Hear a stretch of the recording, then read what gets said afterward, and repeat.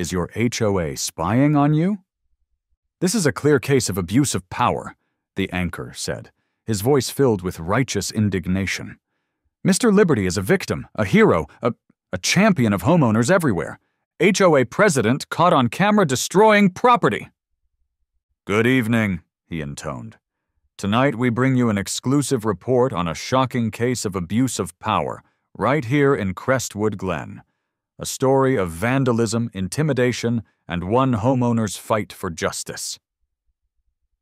And then, the footage. I just can't believe he would do something like that, said Mrs. Henderson.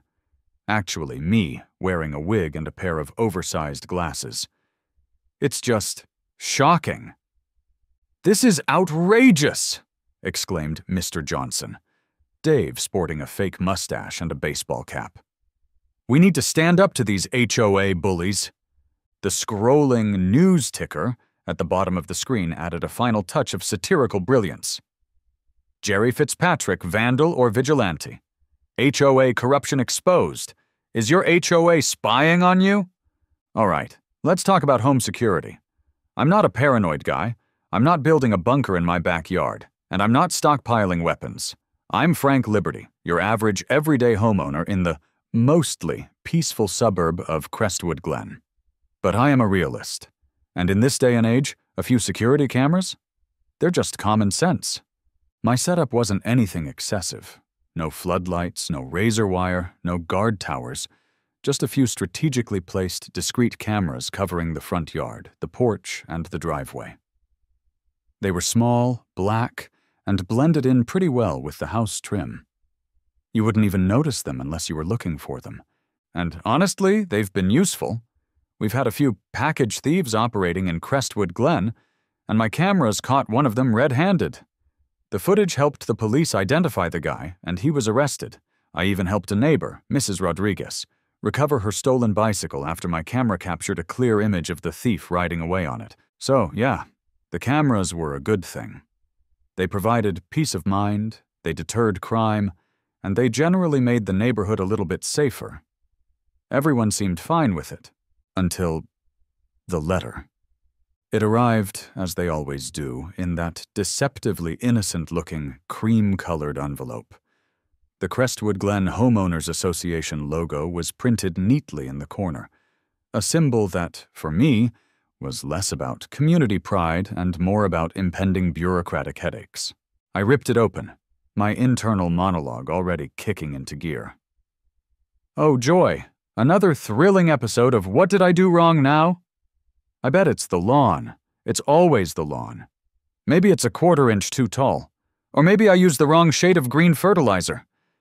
These people. But it wasn't the lawn. It was worse. Violation notice, security cameras, it read. It has come to the attention of the Architectural Review Committee that your property has security cameras that are visible from the street.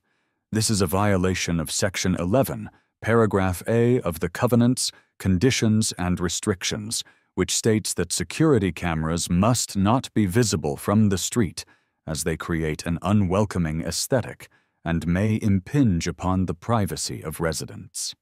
You are hereby ordered to remove all externally visible cameras within 14 days of the date of this notice or face penalties, including fines and potential legal action.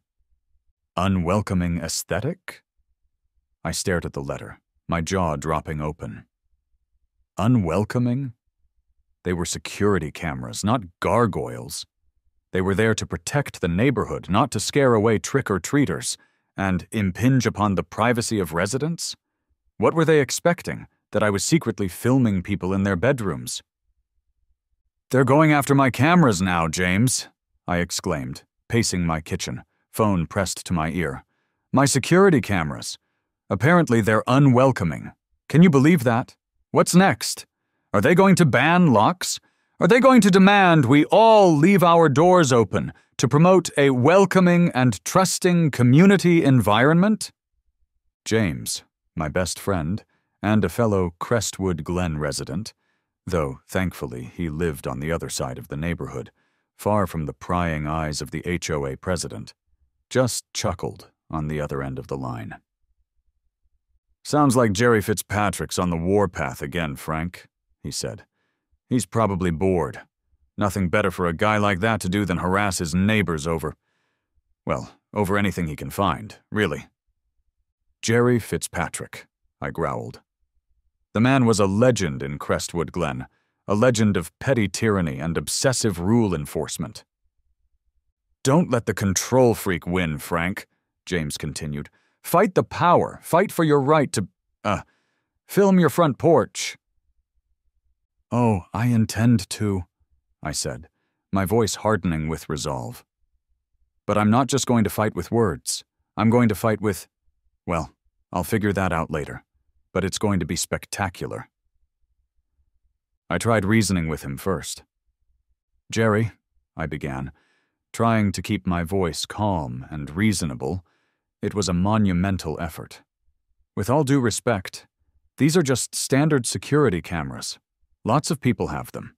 Many have Ring doorbells, which are also technically cameras." I pointed out that my cameras were well within legal limits, that they weren't pointed at anyone else's property, and that they'd actually helped the neighborhood by deterring crime. "Jerry," I said, "these cameras helped Mrs. Rodriguez recover her stolen bike last month. They're making our neighborhood safer, not more dangerous." But Jerry wasn't interested in logic or reason. He just waved his hand dismissively, as if swatting away a pesky fly. "Security is my responsibility, Mr. Liberty," he said, his voice filled with self-importance. "As the head of this HOA, I am in charge of keeping our community safe. And I say those cameras are an eyesore and a violation of our community's aesthetic. They must be removed." "But the rules don't say anything about—" I began, trying to interject. "The rules are clear, Mr. Liberty." Jerry cut me off, his voice as cold as ice. "The cameras are a violation. They must go. End of discussion." End of discussion? Oh, it was far from over. As I sat back down, simmering with frustration, a mischievous glint appeared in my eye. If Jerry Fitzpatrick wanted to play this game, fine. But he was about to learn that Frank Liberty didn't play by the rules. He rewrote them, and he did it with a healthy dose of creativity, a dash of absurdity, and a whole lot of, well, you'll see. The HOA meeting had been a predictable exercise in frustration. Jerry Fitzpatrick, with his unwavering commitment to beige and his unshakable belief in his own authority, had refused to budge.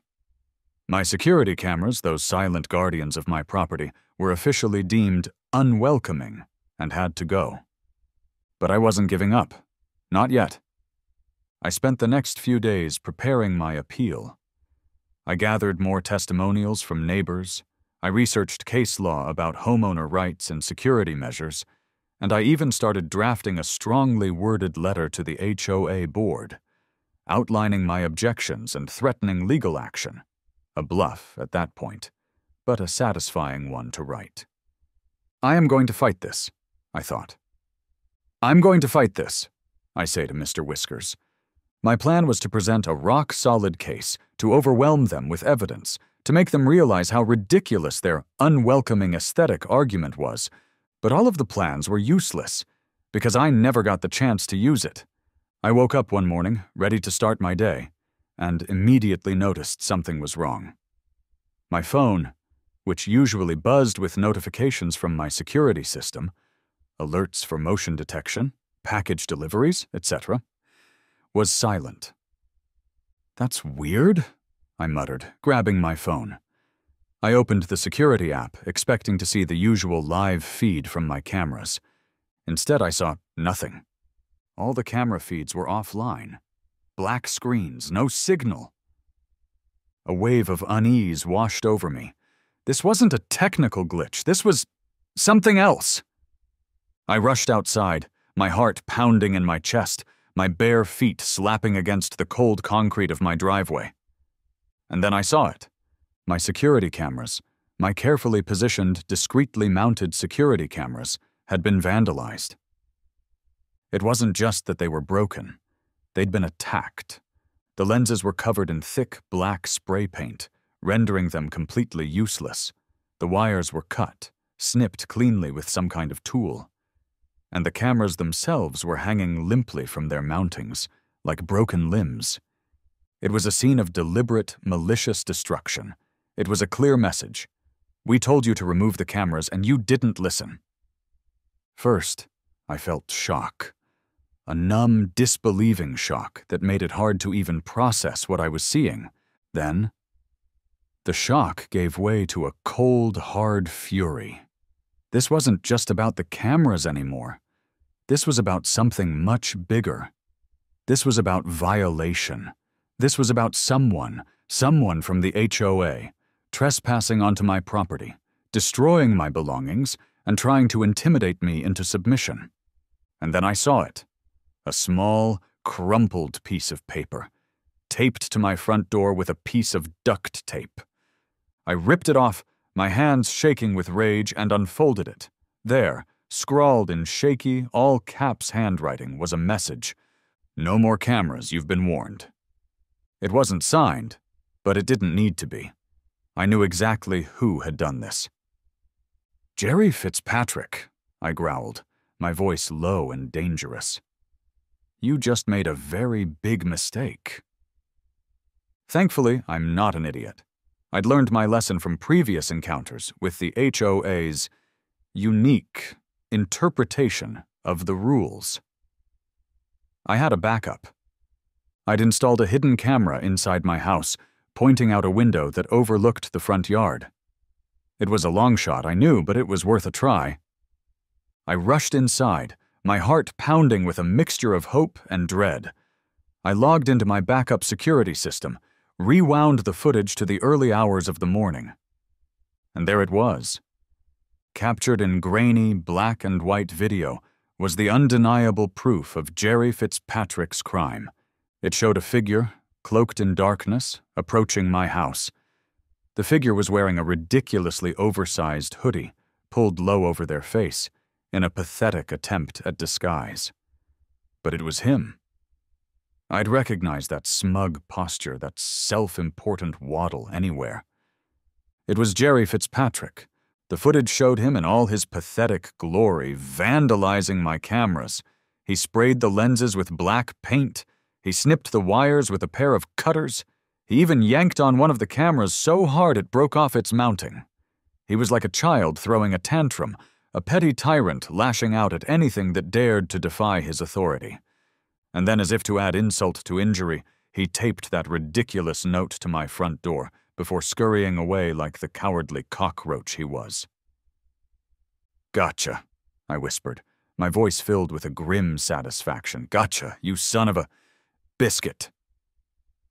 I immediately saved the footage, made multiple copies, and then picked up my phone. It was time to make some calls. My first call, naturally, was to my lawyer. "He did what?" My lawyer, a woman named Brenda, exclaimed over the phone, after I had filled her in. I could hear her, furious. "Oh, Frank, this is amazing. He vandalized your cameras, he left a note, on your property, and you have it all on video?" "Yep," I said. "Every glorious, incriminating second."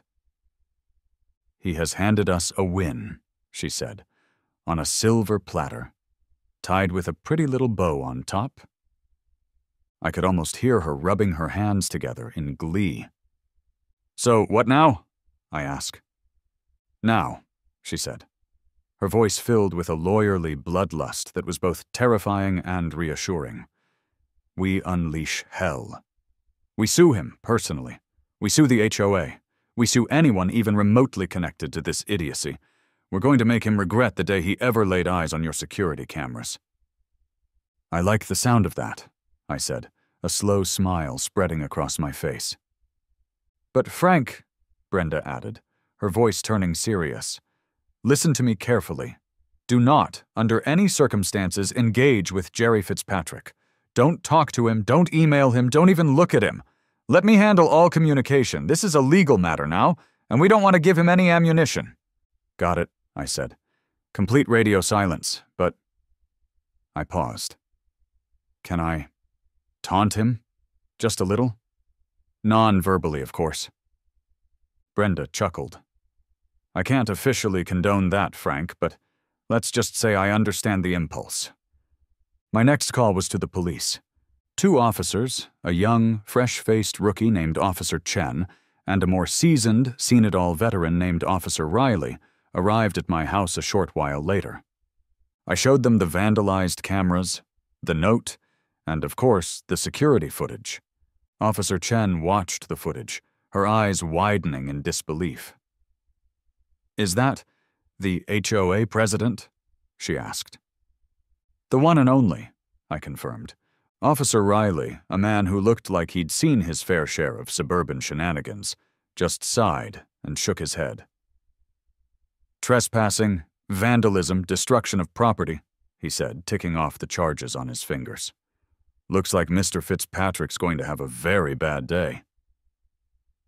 "He deserves it," I said, my voice still tight with anger. "He can't just go around destroying people's property because he doesn't like their security measures." "We'll take it from here, Mr. Liberty," Officer Riley said, handing me a card. "We'll be in touch. And try to stay out of trouble, okay?" "Oh, I intend to," I said with a wink. "But I can't make any promises about creative home improvements." The officers exchanged a look, a mixture of amusement and apprehension, before heading out to, presumably, pay a visit to Mr. Gerald Fitzpatrick, HOA president and amateur vandal. It was going to be a good day, and it was only just beginning. Okay, so Jerry Fitzpatrick, the HOA's resident dictator of decorum, had vandalized my security cameras. He'd thought he could intimidate me, silence me, force me to conform to his twisted vision of suburban harmony. He was wrong, very, very wrong, because while the police and my lawyer were busy building their cases, I was busy building something else entirely, something spectacular, something public, something that would expose Jerry's hypocrisy and his crimes to the entire neighborhood in a way he could not ignore. "He wants to play dirty, huh?" I muttered, pacing my living room, my mind racing with possibilities. "Fine, let's play. But I'm not just going to play dirty. I'm going to play digitally." I wasn't just going to put up a sign, or send out an email, or complain to the HOA board, which at this point was probably terrified of Jerry anyway. No. I was going to go bigger. I was going to go bolder. I was going to go broadcast. I decided to create a fake news broadcast. A looped video designed to look exactly like a real TV news report detailing Jerry's vandalism, his hypocrisy, and the general absurdity of the HOA's war on security cameras. It would be informative, it would be entertaining, and most importantly, it would be impossible for Jerry to ignore. "This is going to be epic," I said to Mittens, my cat, who, as usual, responded with a look of utter indifference. Epic and completely legal. First things first, I needed equipment. I went online and ordered a large, outdoor-rated projector screen, the kind they use for outdoor movie nights, but bigger, much bigger. I also purchased a high-quality projector, capable of displaying a bright, clear image even in daylight. This is going to cost a fortune, I thought, as I clicked the Confirm Order button. But it'll be worth every penny. While I waited for the equipment to arrive, I started working on the news broadcast itself. I'm a software engineer, remember, so I'm pretty handy with computers and video editing software. This was going to be my masterpiece, my Citizen Kane of HOA takedowns. I spent days crafting the video. I used stock footage of news studios. I found royalty-free music that sounded appropriately dramatic. And I even hired a voice actor, a guy I found online with a deep, authoritative voice, to play the news anchor. This is going to be amazing, I said to myself, reviewing the first draft of the video. Move over, Walter Cronkite. There's a new newsman in town. The broadcast was a work of art, if I do say so myself. It had everything. A dramatic headline in bold, flashing letters. HOA president caught on camera destroying property. Repeated replays of the security camera footage, showing Jerry in all his spray-painting, wire-cutting glory, vandalizing my cameras. I even slowed it down, zoomed in on his face, and added a dramatic soundtrack. It was like something out of a true crime documentary. Interviews with concerned residents of Crestwood Glen, expressing their outrage at Jerry's actions and their support for my right to have security cameras. These concerned residents were actually just me and my friends, wearing silly disguises, fake mustaches, oversized sunglasses, and hats pulled low over our eyes. We may have overacted a bit, but hey, it was for a good cause. A fake expert, who was really my buddy Dave, wearing a lab coat, safety goggles, and a very serious expression, discussing in great technical detail the dangers of unchecked HOA power and the importance of protecting homeowner rights. A fake commercial. And, because I'm all about the details, I added a scrolling news ticker at the bottom of the screen with messages like, Jerry Fitzpatrick, vandal or vigilante, HOA corruption exposed, and is your HOA spying on you? For the final, glorious touch, I recorded a fake interview with the news anchor, aka the voice actor I'd hired, in which he discussed the rising problem of HOA overreach and the importance of protecting homeowners' rights to privacy and security. This is a clear case of abuse of power, the anchor said, his voice filled with righteous indignation. Mr. Liberty is a victim, a hero, a champion of homeowners everywhere. Okay, maybe I went a little overboard with that part, but hey, it was my fake news broadcast, and I could make myself sound as heroic as I wanted. Finally, the day arrived. The screen was delivered, the projector was set up, and the broadcast was ready to go. I carefully positioned the screen in my front yard, making sure it was visible from the street, from passing cars, and, most importantly, from Jerry Fitzpatrick's house. It was time to unleash the truth. It was time for Crestwood Glen to learn the real story behind the camera controversy. It was time for, well, it was time for some good, old-fashioned public shaming. It was time for the grand unveiling, time for the truth to be revealed, time for the fake news broadcast to begin.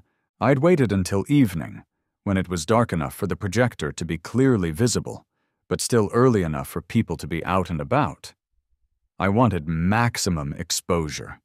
I wanted the entire neighborhood to see what Jerry Fitzpatrick had done. With a flick of a switch, the giant screen in my front yard lit up, and there it was, in all its glory.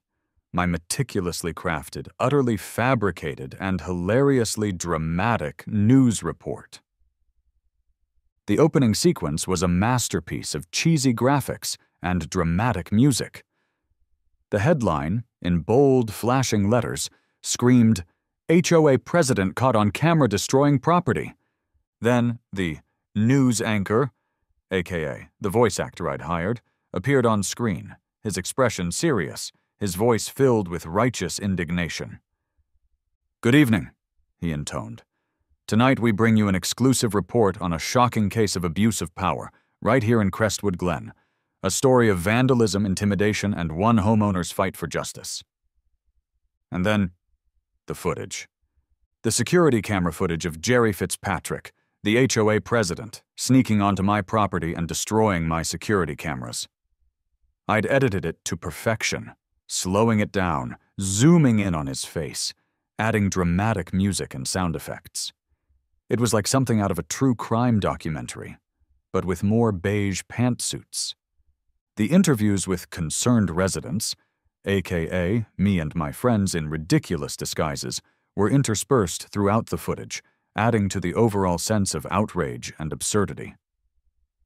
I just can't believe he would do something like that, said Mrs. Henderson. Actually, me, wearing a wig and a pair of oversized glasses. It's just shocking. This is outrageous, exclaimed Mr. Johnson, Dave sporting a fake mustache and a baseball cap. "We need to stand up to these HOA bullies." And then there was the expert, James again, this time in a lab coat and safety goggles, who delivered a passionate speech about the dangers of unchecked HOA power and the importance of protecting homeowners' rights. "This is a slippery slope, folks," he declared. "If we let them get away with this, what's next? Are they going to start telling us what color socks we can wear?" The scrolling news ticker at the bottom of the screen added a final touch of satirical brilliance. "Jerry Fitzpatrick, vandal or vigilante?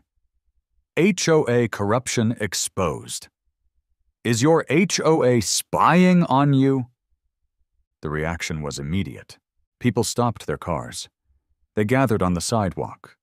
They stared, mouths agape, at the giant screen in my front yard, their faces a mixture of shock, amusement, and disbelief.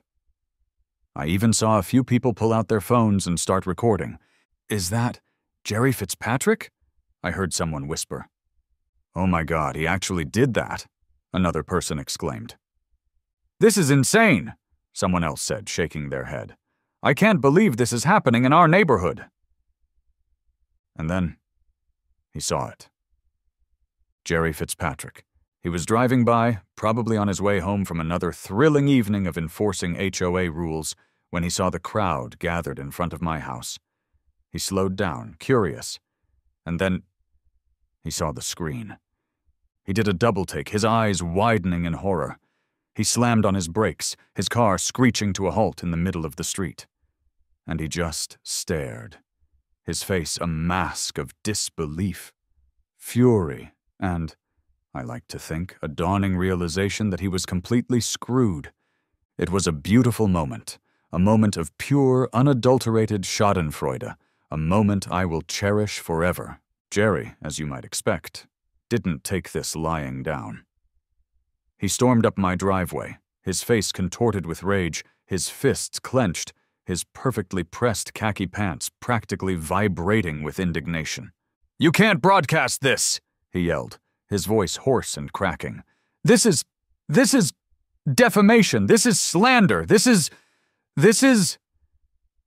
I, meanwhile, was the picture of calm. I was sitting on my porch, sipping a glass of lemonade, watching the broadcast with a serene smile on my face. "I'm not broadcasting anything, Jerry," I said, my voice smooth and even. "This is just a temporary community display. Perfectly legal, according to Rule #13B of the HOA bylaws.